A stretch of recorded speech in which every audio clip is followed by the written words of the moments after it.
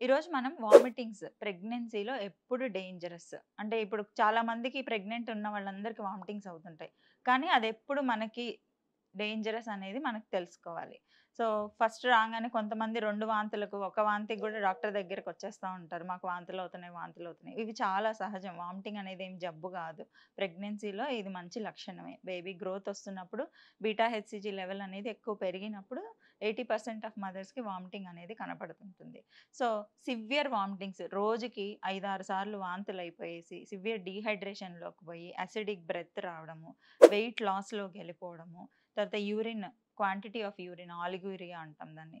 So, urine అనేది తగ్గిపోవడము, లేదా highly concentrated urine చాలా బ్రౌనిష్‌గా లేదా చాలా సివియర్ యెల్లోయిష్‌గా యూరిన్ అనేది రావడము. ఇలాంటి లక్షణాలు కనిపించినప్పుడు మనం డీహైడ్రేషన్‌లోకి పోతున్నాం. ఇవన్నీ డీహైడ్రేషన్ లక్షణాలనమాట.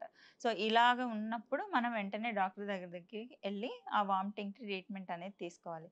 కొంతమందికి వామిటింగ్‌లో బ్లడ్ గూడా కనపడతది. అది గూడా నెగ్లెక్ట్ చేయకూడదు. అలా వామిటింగ్స్‌లో బ్లడ్ కనిపించినప్పుడు గూడా ట్రీట్మెంట్ అనేది ఇస్తాము. మూడోది వామిటింగ్స్‌తో పాటు కొంతమందికి ఐ ప్రాబ్లమ్స్ అంటే బ్లరింగ్ ఆఫ్ విజన్ కనిపించడము. అంటే బూజర్‌గా కనపడుతుంది మస్కల్‌గా. అది బీపీ పేషెంట్స్‌లో మెయిన్‌గా. ఇది గాకుండా కడుపులో నొప్పి రావడము. ఇలాగున్నా గూడా మీరు డాక్టర్‌ని అప్రోచ్ అవ్వాలి.